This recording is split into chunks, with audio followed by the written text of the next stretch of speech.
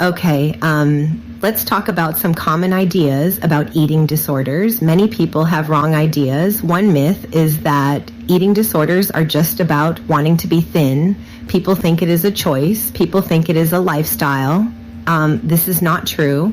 Another myth is that only young women get eating disorders. This is also not true. Men, women, young people. Older people can all have these illnesses. They affect people of all backgrounds. They affect people of all sizes. It is important to know the real facts. These illnesses are serious and need our attention and understanding. The truth is much more complex. Eating disorders are not simply about food. Eating disorders are not simply about weight. They are serious mental illnesses. They are often about feelings of distress that are hard to manage. A person might use food to feel some control. A person might use eating behaviors to feel some control. They might do this when other parts of their life feel out of control. It can also be connected to how a person sees themselves, which we call identity. The behaviors are a way to cope with deep emotional pain. The behaviors are a way to cope with anxiety. The behaviors are a way to cope with trauma. Understanding this helps us see the person behind the illness. It is important to approach this topic with compassion. Judging someone with an eating disorder is not helpful. It can make them feel worse and hide their struggles even more. Instead, we need to offer support and understanding. We must learn about the real reasons these illnesses develop. They are not a sign of weakness. They are a sign that someone is struggling deeply and needs professional help. By learning the facts, we can fight the stigma and help people find the path to recovery. In this discussion, we will explore different types of eating disorders. We will look at anorexia nervosa. We will look at bulimia nervosa. We will also talk about morbid obesity, which is a serious weight condition. We will learn about the signs to look for. People with anorexia have an intense and powerful fear of gaining weight. They have a distorted view of their own body. They might see themselves as overweight even when they are dangerously thin. This is not just about vanity. It is a deep-seated fear that controls their life. The behaviors associated with anorexia are driven by this intense fear. A person might eat very small amounts of food. They might count calories for every single thing they consume.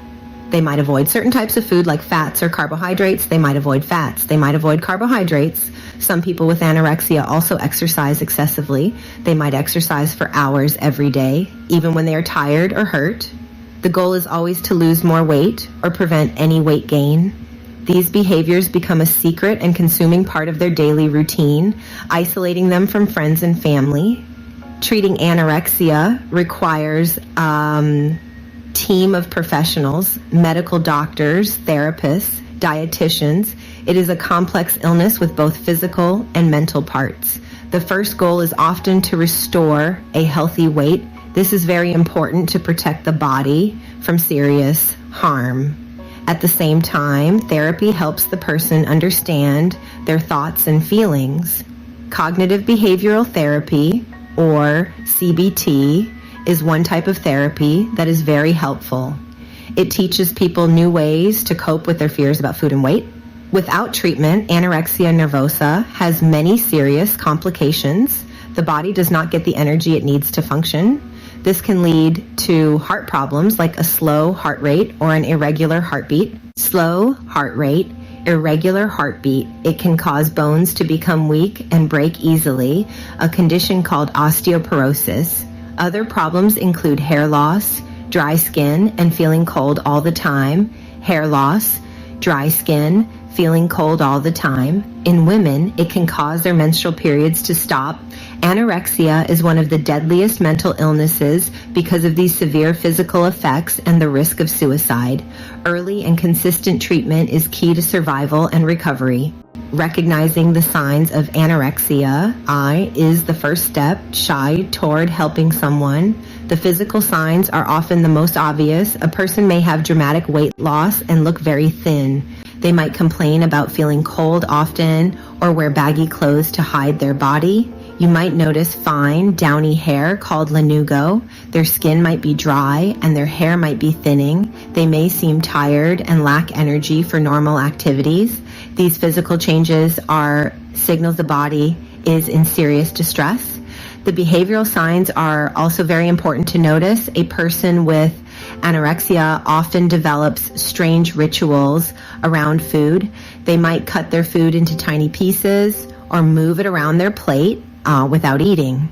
They may insist on cooking for others but refuse to eat the meal themselves. They often make excuses to avoid eating with family or friends, like saying they already ate. They might weigh themselves multiple times a day. A sudden and intense interest in exercise diets and calorie counting can also be a significant warning sign. Let's consider a patient example. Meet Sarah, a 16-year-old high school student. Sarah was always a good student and a dedicated soccer player.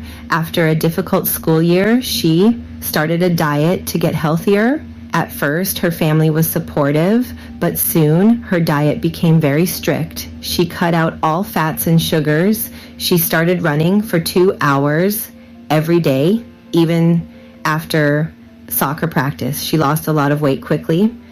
At family dinners, she would claim she wasn't hungry or had a stomach ache. Her parents noticed she was always cold and seemed withdrawn. Sarah's story shows how anorexia can take hold. Her desire to be healthy turned into a dangerous obsession with control and weight. She believed that being thinner would make her feel better about the stress in her life. Her friends and family became worried when they saw how thin she had become and how she avoided social events that involved food. Sarah's parents knew they needed to seek help. They took her to a doctor, which was the first step on her long but hopeful journey toward recovery.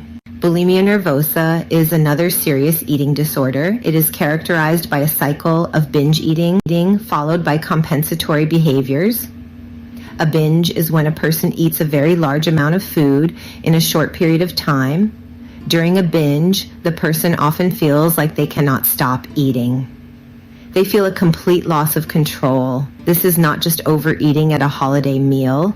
It is a frequent and distressing experience. The binge is often done in secret, followed by feelings of intense shame, guilt, disgust.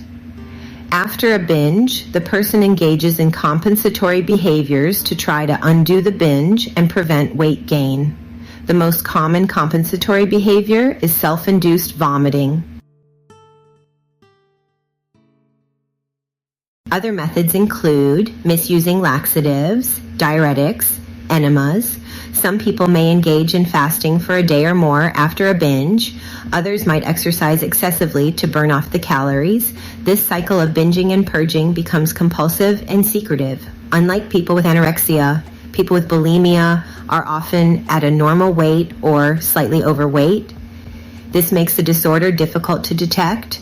Family and friends may not realize there is a problem. The person becomes very good at hiding their behaviors. The cycle can go on for years without anyone knowing. The person feels trapped, consumed by thoughts of food weight. This is not just overeating at a holiday meal. It is a frequent and distressing experience. The binge is often done in secret, followed by feelings of intense shame, guilt, disgust. After a binge, the person engages in compensatory behaviors to try to undo the binge and prevent weight gain. The most common compensatory behavior is self-induced vomiting.